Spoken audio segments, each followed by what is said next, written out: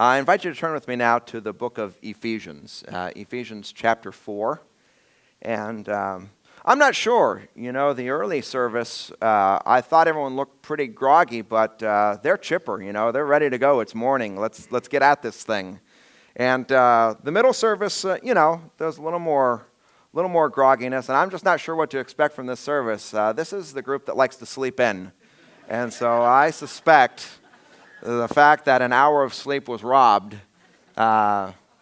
you could be upset right now. Life has thrown you a curveball, but we're here. And, I like to start sometimes with something funny. So let's just start this way to get our minds alert. The story is told of these two little boys who were trouble. They were trouble because they were always stealing things. They were trouble because they were always lying. They were trouble because they were always fighting. They were trouble because they're always swearing. And their parents just were at wit's end. What are we going to do with our two boys? And so finally it dawns on them, we better go to church. So they go to church, and after the service they meet the pastor, and they think, okay, this is our hope. They walk up to the pastor and they say, Pastor, you got to help us with our boys. They steal, they lie, they swear, they fight. Would you please just meet with them and do something? So the pastor sits back and thinks about it and thinks, okay, I'll help. But here's the deal, I only want to meet one of them at a time. Well, the parents are elated. And they set an appointment for that week where they're going to bring the youngest first. And they drop him off at the church, and he comes into the pastor's office, and the pastor's been thinking, all right, well, what am I going to say to this little boy when he gets here? And realizes, okay, my job as a pastor is in one way or another kind of bring God into this boy's life. It's the only hope for this boy and for the world, and he's very sincere. And so thinking about what he wanted to ask, he turns to the little boy and in a nice, calm voice says, son, where is God? And he sits back and waits for an answer, and the boy sort of fidgets and looks around and doesn't say a word.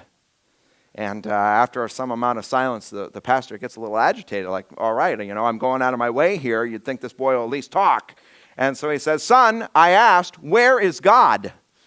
And now the boy is getting real fidgety. He's squirming around in his seat and not knowing what to do. And he just stays silent again. And by now the pastor's very frustrated. He's gone out of his way. He wants to help this kid, but if this kid won't even talk, what's he supposed to do? So he says, son, I asked you a question. Where is God? And the little boy at that moment, he finally can't take it anymore. He gets up out of his seat. He runs out of the office. The pastor just like, well, what's happened here? He runs down the street. He runs all the way to his home. He throws open the door, doesn't even bother to close it, runs up the stairs to his brother and turns to his brother and says, we're in a lot of trouble. Pastor thinks we've stolen God. All right. In Ephesians chapter 4, we're going to start reading at verse 7 and read through verse 16. But to each one of us, grace has been given as Christ apportioned it. This is why it says, when he ascended on high, he led captives in his train, and he gave gifts to men. What does he ascended mean except that he also descended to the lower earthly regions? He who descended is the very one who ascended higher than all the heavens in order to fill the whole universe. It was he who gave some to be apostles, some to be prophets, some to be evangelists, and some to be pastors and teachers to prepare God's people for works of service. I want to pause there for a second. Throughout this year, we just unashamedly stole the tagline from Home Depot that we're talking about how every member is called into ministry, and we've stolen this tagline, you can do it, we can help. These are the verses 11 and 12, that said, okay, this is the perfect tagline. I read these verses a number of years ago and said, aha, I finally know what my job is. You can be a pastor for a few years and not know what your job is. And I've read these, okay, I finally get it. This is what I'm supposed to do. Verse 11 says this, it was he, Jesus, who gave some to be apostles, some to be prophets, some to be evangelists, and some to be pastors and teachers. And then he tells the reason why in verse 12. But as I read this verse, I said, okay, here's the deal. God calls some people to be apostles or prophets or evangelists, or in my case, a pastor or a teacher. And why? Verse 12 says, to prepare God's people for works of service. By the way, that word that's translated here, service, could just as easily be translated ministry. That Greek word is in many other contexts translated ministry. So my job as a pastor is to prepare God's people for works of ministry. And I want you to see what this verse entails. It assumes this, that God's people are the ones who are doing the work of ministry. There are some churches you can go to, you get the exact opposite impression. You know, it's the pastor, the people on stage. They're performing ministry, and everyone else in the chairs or the pews are recipients in the ministry. And I just want to point out, I mean, again and again and again, that's not the idea of the Bible. The idea of the Bible is that every single one of us who are gathered here today who belong to Jesus are called into ministry. We're all called into ministry. And my job as a pastor is not necessarily to do ministry, but to equip, to train, to encourage so that you can do your ministry better. The assumption is you're in ministry. My job is now to help you identify what that ministry is and then train and equip you and speak God's word into your life so that as you do your ministry, you do it more effectively. Does that make sense? So you can do it. You know, we can help. The institutional church is here to help. But the assumption is that every single one of us who've been called by Christ are called into ministry. Anyway, to continue on here, so that the body of Christ may be built up until we all reach unity in the faith and the knowledge of the Son of God and become mature, attaining to the whole measure of the fullness of Christ. Then we'll no longer be infants, tossed back and forth by the waves and blown here and there by every wind of teaching and by the cunning and craftiness of men and their deceitful scheming. Instead, speaking the truth in love, we will in all things grow up into him who is the head, that is Christ. From him the whole body, joined and held together by every supporting ligament, grows and builds itself up in love as each part does its work. Now, I invite you to keep your Bibles open.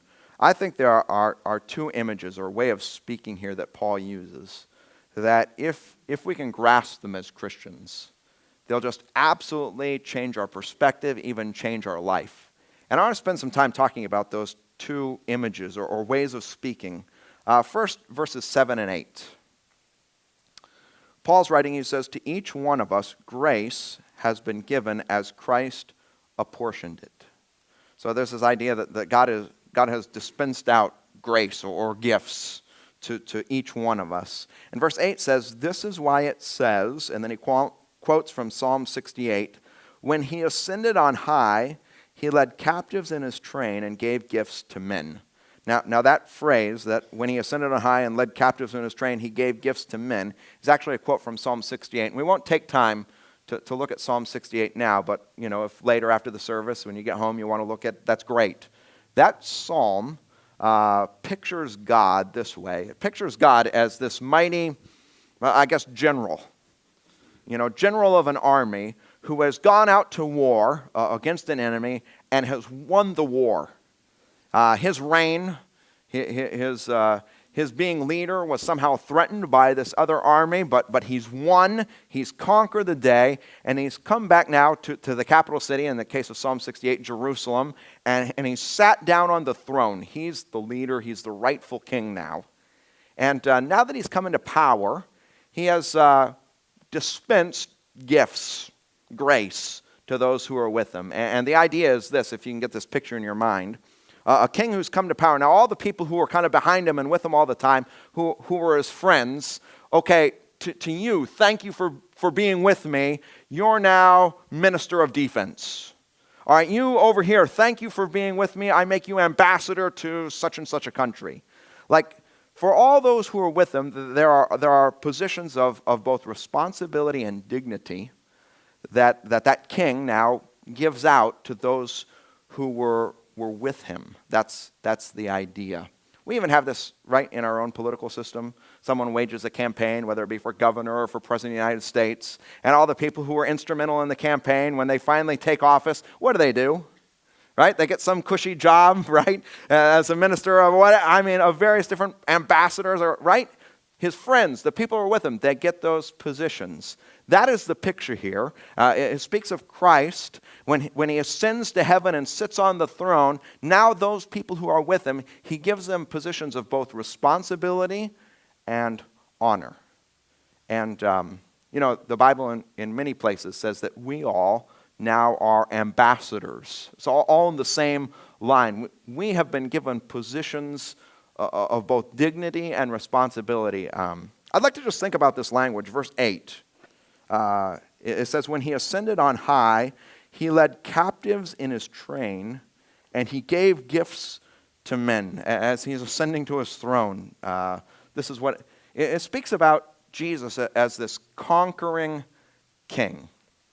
I'd like to spend some time thinking about it. If you come to Sunlight very long, you'll realize that we talk a lot about the gospel. The word gospel means good news, which is why we always talk about it. We believe that in this book, the central message is a message of good news. And we talk about it all the time. There are a lot of churches you go to, and as they talk about the Bible, you kind of walk out with the impression that you just heard a lot of bad news. And it's not to say that from time to time you won't walk out these doors, repentant or feeling sorry for sin. But for the most part, if you hear the message of the Bible, you should again and again and again, just in your spirit, like, man, that is such good news. I'm so glad, wow, that is the best news ever, because that's what's here in this Bible.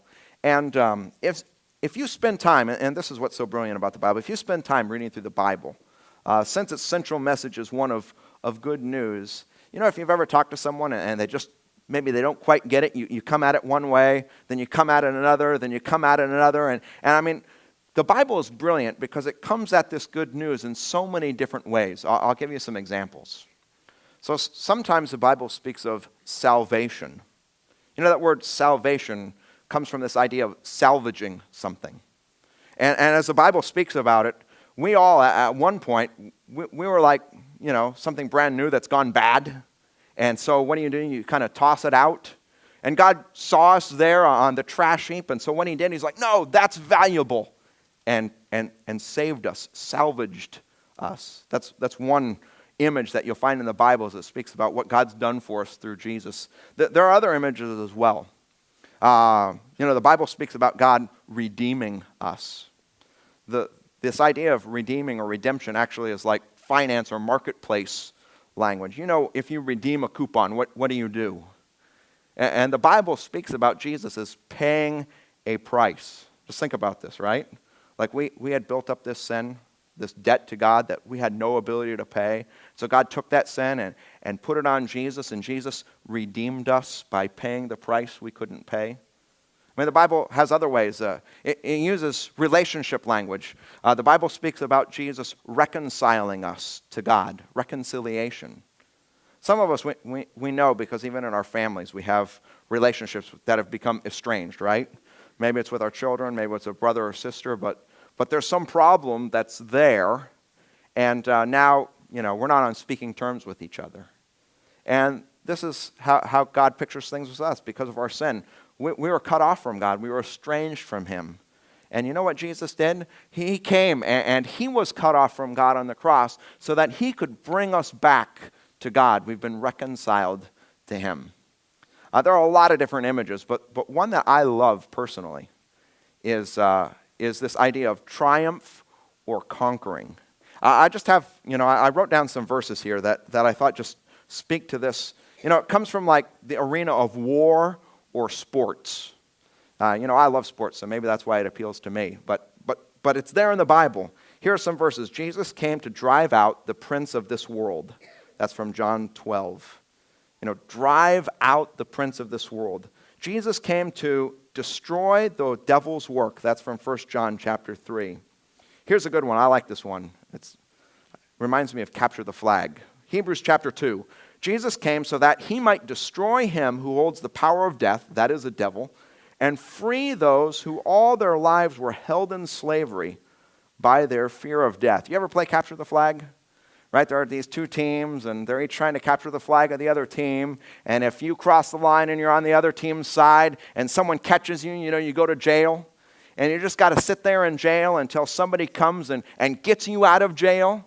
And that's like this picture here that we had fallen into sin and we were on the other side. And we needed a hero to come and rescue us. And that's what Jesus did. He came and liberated us from slavery to sin so that we could now go and be with God.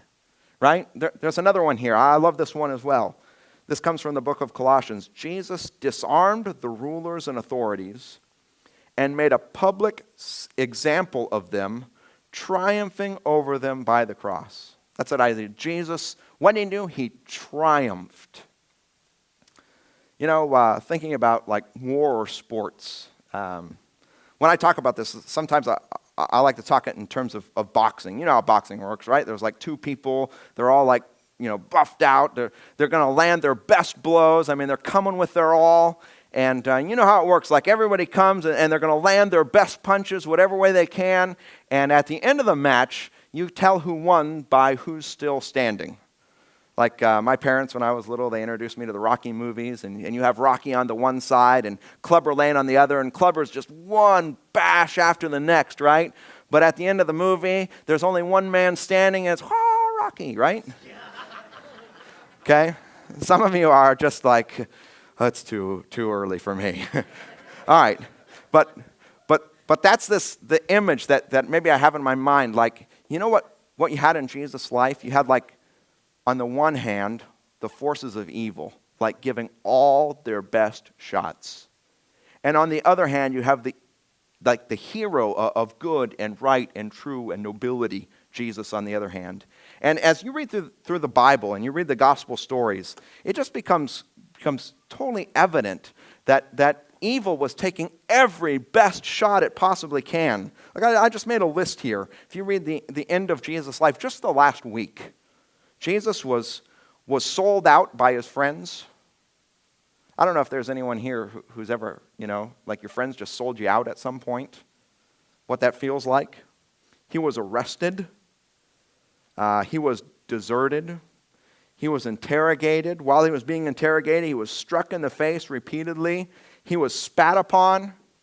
I don't know about you, but I mean, you think of all the indignities that you could suffer in this world, and there you are just being, you know, interrogated and beaten, and there are people who are just, you know, you've got to wipe their spit off your face. He was slapped. He was traded for a notorious prisoner. He was flogged. He was stripped naked. A crown of thorns was forced over his head. He was dressed up and mocked. You know, just think about that for a minute. That part of the story of Jesus' final week was that he was mocked. Some of us, you know, we remember when we were kids on the playground. You know, some of us have this experience of kids who just relentlessly made fun of us. And for some of us, the words that they spoke still ring in our ears today. Like somehow or another, the power of those words like speak into our life still this day. And that's exactly what, I mean, he was dressed up and I mean, that was done to Jesus. He was struck with a staff on his head repeatedly. He was crucified. I mean, sometimes, you know, because we decorate churches with a cross, you know, that looks nice, and we forget what this really was. This cross, I mean, the whole idea was that the Romans had, up to that point in the history of the world, they tried to figure out the worst possible way to kill a person. That's what it was. I mean, it was a means of executing someone in the worst possible way. You just got to think about it. I mean, nails were driven in hands and feet. I personally cannot imagine a large nail being driven through my hands. I mean, we've invented the term excruciating pain to correspond to crucifixion, right? It was excruciating. That pain, the blood that flowed out as a result, that was not what killed you. You know, people hung there for days. You know what finally killed people who were crucified? It was that their bodies would begin to slump down and their body cavity filled with fluid. And they would finally drown in their own bodily fluid as it filled up their lungs. And in the meantime, and you got to think about the pain of having a nail through your legs and your feet, what would keep people alive is as they would begin drowning, they'd have this incredible impulse to just push themselves up to catch a breath of air. In fact, you'll remember in the account of Jesus, right? There were two people who were crucified along with him, and it was getting late, and they wanted to just hurry up, and the people die, so they sent soldiers out there. You remember what they were going to do? They were going to break the bones so they could no longer push themselves up and keep themselves alive, breathing. I mean, just think about. As they hung there completely naked.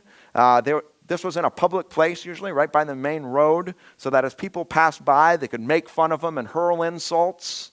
You know, even in Jesus' case, there was a sign put right above his head so that people could make fun of him as he died there. I guess what I'm trying to say is everything that you could possibly imagine doing evil to a person was done to Jesus. You got to just think of like Clubber, like bam, bam, bam. But again, and this is important, especially as we get close to Easter. You know at the end of a boxing match or a contest of strength how you know who won, right? And this is what the resurrection of Jesus is all about. At the end of the day, there was one man standing. You get that? I mean, Jesus conquered. He triumphed. He won. And that is, I mean, to me, it's like one of the awesomest ways to speak about the gospel. Death is done. Love has won. I mean, that's the gospel. No more sin, no more death. It's done. There are parts of the Bible that literally taunt sin and death. Like, is that all you got? Right? Anyway, okay. Here's the idea. Jesus has won. He's conquered. He's the king. He's now taken up his throne. And those who are on his side, he said, okay, now you are going to serve as minister of defense. You are going to serve ministry in the interior. You are going to be ambassador to this place or that. And if you understand this, if you're on Jesus' side, if you're with him, if you've surrendered your life to him, if you put your faith in him, then you have been made one of his ambassadors. You have a position of great responsibility and also a position of great dignity. I think if you think too long on that, it'll probably change the way you go about doing everything. There's a second image here, which just builds on the first. And again, it's one of these, if you can start wrapping your mind around it, it'll just change the way you view life. Look with me at verses 15 and 16. It says, instead, speaking the truth in love, we will in all things grow up into him who is the head, that is Christ. From him the whole body, joined and held together by every supporting ligament, grows and builds itself up in love as each part does its work.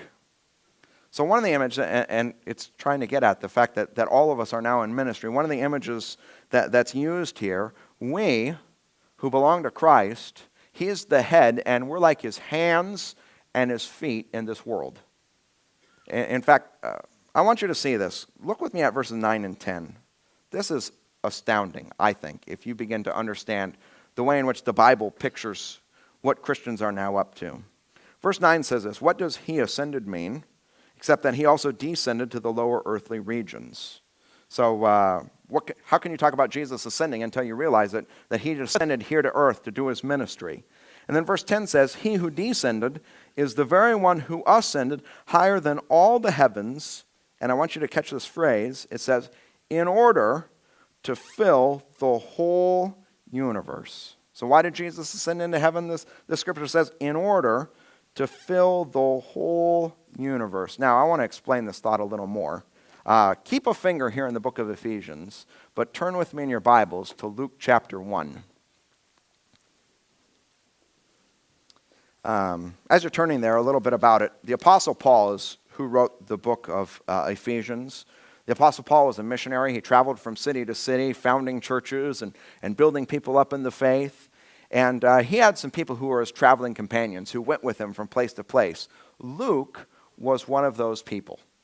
And I'm sure Luke and Paul must have talked over all these things many, many times about the way in which they understood who Jesus was. And Luke, as it turns out, was a guy who was totally interested in preserving the history of Jesus and making an accurate report of all the things he did and all the things he taught.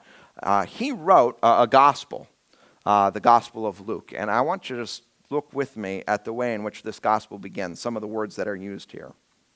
Luke says this, many have undertaken to draw up an account of the things that have been fulfilled among us, just as they were handed down to us by those who from the first were eyewitnesses and servants of the word. We get the impression here Luke was probably not an eyewitness to the life and ministry of Jesus. He was someone who, because of his association with the Apostle Paul and his interest in the topic, had read a lot of what had been written, who talked to a lot of people, did a lot of interviews. And so this is what he says in verse 3, "Therefore, since I myself have carefully investigated everything from the beginning, it seemed good also to me to write an orderly account for you, most excellent Theophilus." So he's writing this to just a person at first, a fellow by the name Theophilus, "so that you may know the certainty of the things you have been taught." And if you start reading Luke's gospel then, this was a person who was just overwhelmed by all the things Jesus did and all the things he taught. You'll, as you get started in this, read about this amazing, tremendous birth of Jesus. How Luke was just blown away that there was this person, John the Baptist, who had been called specially in the spirit of Elijah to be a forerunner and announce the ministry of Jesus. You'll begin to read about, from Luke's perspective, the amazing miracles and wonders and signs that Jesus carried out. And Luke was a person who was just blown away by the kind of teaching Jesus did. He taught with authority, and he spoke in these parables that confounded the wise but made things plain to the simple. And he was just captivated by Jesus right into the end of his life, where he writes about this last week of his life where he was just brutally tortured and then crucified. And he writes about how he still conquered and rose from the grave. And his book ends with Jesus ascending into heaven. So it's just an awesome book that Luke wrote, having investigated everything. It turns out in our Bible, Luke didn't write one book, he wrote two. So after the Gospel of Luke, he wrote a sequel, and it's the book of Acts. And I want you to see how the first few verses of the book of Acts begin. So if you have your Bible, keep your finger there in the book of Ephesians, but look at Acts chapter 1. I'm just going to begin reading in verse 1 again. I want you to see it's the same person writing to the same person. Acts chapter 1, verse 1. He says, "In my former book, Theophilus," right? He's writing to the same person, "I wrote all about all that Jesus began to do and teach until the day he was taken up to heaven." So that's right. If you read Luke's gospel, he wrote all of the things that Jesus taught and did up until the day he was taken up to heaven. But I want you to, what is the implication of these words? I wrote about all that Jesus began to do and to teach. What do those words imply? Don't they imply that even after Jesus was taken up into heaven, he continued to do things and to teach things? How did Jesus do and teach things once he ascended into heaven? And if you read through the book of Acts, you'll hear about how the church got going, and the apostles and all those who were Christians did things and taught things. And Luke believes when they did things and taught things, that it was actually Jesus doing things and teaching things. Now, back to the book of Ephesians. If you can catch that much, right? That even after Jesus completed his time here on earth, that he continued to do things and teach things through his church, then, verse 10. "He who descended is the very one who ascended higher than all the heavens," it says, "in order to fill the whole universe." So he ascended in order that he could fill the whole universe. Maybe I can come at it this way. If you're here this morning, you are not at home, right? I mean, if any of you are like, "No, I'm at home right now." I mean, you've got other issues. We can talk after right? But if you are here this morning, you are not at home. If you're here in Port St. Lucie, you're not in Miami, you're not in Tampa, you're not in Orlando, you're not in Jacksonville, you're not in Tennessee, you're not in Michigan, you're here, right? We as human beings, we have this, I guess, limitation. We can only be in one place at one time. This passage speaks about Jesus descending, taking on human flesh, having a ministry among us. Do you know he was subject to the same limitation? He could only be in one place at one time. In fact, as you read the account of his life, you'll see that even in his life, people lamented this fact. Remember the story of this fellow Lazarus? He had died, and Jesus wasn't there. He shows up a couple days later, and you remember his sisters meet Jesus. You remember what they say? "Jesus, if only you had been here, my brother wouldn't have died." Like they lamented. Jesus couldn't be in more than one place at one time. Why? Because he had taken on flesh and become a human being. He was fully God, but but he was fully human. And what Luke says is the one, what Paul says, the one who descended, he ascended. Why? To fill the whole universe. How was it when Jesus ascended that he could now fill the whole universe? And as you read this passage, this is the way he did it. He became the head of a body that now can be in all different kinds of places. We are his hands and feet. Does this make sense? And so now, wherever we go, whatever we do, whatever we teach, Jesus continues to do and teach things. He can be present more powerfully now through his church, now that this is the idea that Paul has in mind. He's ascended into heaven. He's the head, but we're now his body. We're his hands and his feet. And I don't know about you, but at least for me, it's like very disturbing. Like, sometimes I ask myself, like, why would God do that? I mean, you remember last week we were here, if you were here, I asked you to raise your hand if at any time there were people who they were Christians, they were followers of Jesus, and they were so obnoxious or hypocritical, or you almost considered giving up on God and giving up on the church. And I mean, it was amazing. Every service, like almost every single hand went up. Now, given that, like, why would God entrust his reputation to people like us? That's crazy.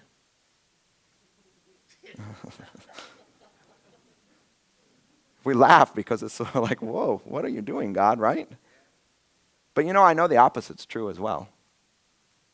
I think if today I asked, how many of you became Christians because you had a college roommate and they had something that, man, I just don't have. Like, it was compelling.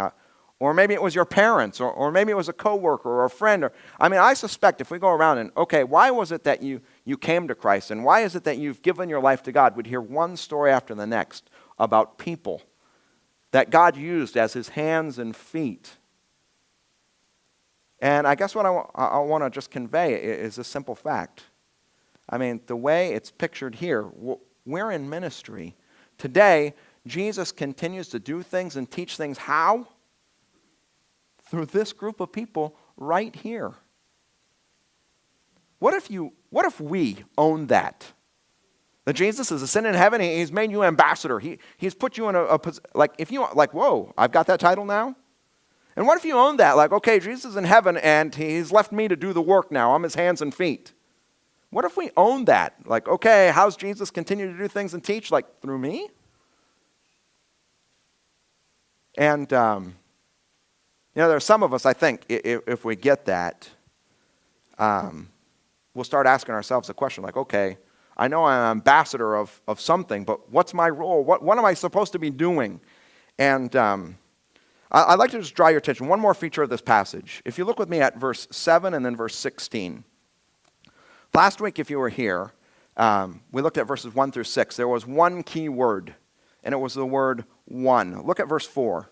There's one body, one spirit, just as you were called to one hope when you were called, one Lord, one faith, one baptism, one God and Father of all. And we talked about how the use of the word one there, it emphasizes this kind of unity that we're supposed to have, right? It's all the same Lord. There's not two different gods. There's not two different faiths. There's not two different. It's all the same. We all belong to the same. So it emphasized unity. Beginning in verse 7, the word is used again, but I think now with a different connotation, a different meaning. And again in verse 16. Verse 7, it says, "But to each one of us, grace has been given as Christ apportioned it." So it's like we're all going to get a different thing. Verse 16 kind of speaks the same way. "From him, the whole body, joined and held together by every supporting ligament, grows and builds itself up in love as each part or each one does its work." Like we all have a different work to do. And what I want to point out to you is once you understand what a body is, that the hand isn't the ear isn't the eye isn't the nose isn't the... We all have something unique and different that God has given to just us in order to put us in the positions he wants us to be in. And when it speaks about God apportioning grace, I'd say there's at least 5 things. If you're the kind of person who likes writing things down, I'd suggest you write these down. These are gifts that God has given to each one of us. And with regard to each one of these 5 gifts, I would suggest that all of us spend some time just asking ourselves the question, why? Why has God given me that gift? Here are the 5. Number 1, our talents. What are our talents? I think the best way to kind of understand what our talents are, it's this. You're really good at something and it comes naturally to you, whereas other people have to work at it. Right? Maybe in school, you were like really good at math. And you saw your classmates are like, oh man, I have to work so hard at this. But to you, it's like, what's your problem? This is easy. Maybe it was music. Like other people, they had to practice all the time, but you never practiced. You just showed up because it was so easy for you. It could have been in sports. Your talents are, and all of us have them, it comes easy to you where it doesn't to others. And one of the things you just have to ask yourself, like, okay, I've got these certain talents, stuff that just comes naturally to me. Why? Okay, number 2, passions. This is where our heart is. All of us, our hearts kind of just naturally inclined to different things. There are some of us, if we see somebody who has no food, it's like we are there. Some of us, our just hearts, like for whatever reason, they're like tuned into children.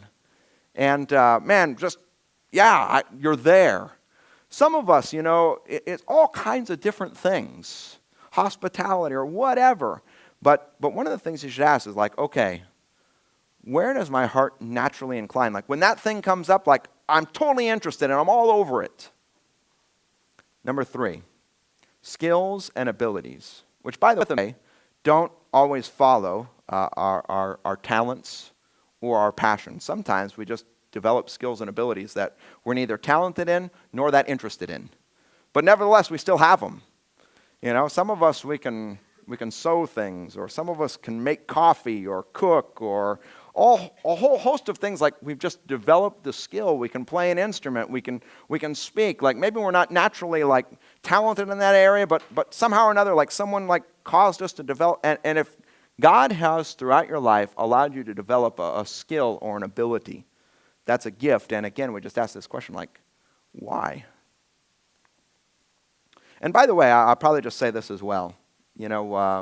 Last week we talked about humility. I want to make sure we don't have a false definition of humility. Some of us, our definition of humility is to always play down our strengths. And so we've just been taught to like, oh, I'm not very good at that, or oh, I'm not very good at that. That's not humility. You want to know what humility is? Humility is being willing to admit our weaknesses. We all have these skills, abilities, talents, things that God has given us. And it doesn't do the world or Christ's kingdom any good for us to say, I'm not very good at that. Personality. All of us are different. We all have a unique personality. Some of us are extroverted. We love people. Some of us, we'd rather be by ourselves. Some of us love structure and order. Others of us love chaos. Some of us, the ones that love chaos are like, right on. Okay. Some of us, when we approach a problem, we really want to sit back and think about it analytically. Some of us, when there's a problem, it's just we lead with our heart. We're all totally different, right? We should ask ourselves, why has God made my personality like this? Final one, experiences. These are the 5, experiences. Including experiences may be things like the families we grew up in, the jobs that we've had, our education, which, by the way, can happen both in a classroom and outside of a classroom. There are lessons we've learned through life. Why has God allowed me to learn these things? There's a 4th one. I almost hate to mention it because it's not fun hearing about, but pain. Some of us have been through pain and trauma. And I'll tell you something, God never wastes that. And sometimes we've been brought through those things because on the other side, we are able to serve God in a capacity we would have never been able to, except that we've gone through that. And with regard to all 5 of these gifts, they're all gifts that come from God. With regard to all 5 of them, if you don't know, you have not been made ambassador of do-nothingness. Okay? If you want to know, like, okay, what am I supposed to do? I would just say spend a lot of time asking God, like, why? Why these talents? Why these passions? Why these skills and abilities? Why this personality? Why these experiences? And I'll tell you this, when you begin to serve God, and you begin to put all those gifts into play, it's then, and this is so important, that you come to know the reason you've been put on this life and what the meaning and purpose of your life is, and there's nothing like it. There's nothing like it. I suggest that if we wrap our minds around this, I'm an ambassador. Christ, he now reigns, he's conquered, he's in charge, and because I'm with him, he's given me this position of responsibility and this position of dignity. Whoa, okay, what am I supposed to do? Or if you see like, all right, Christ is ascended into heaven, he's the head now, and my job is to be his hand or his foot or his ear or his nose. Like when people come into contact with me, like I'm the one who continues to do and to teach what Jesus is doing and teaching, like man, that's awesome.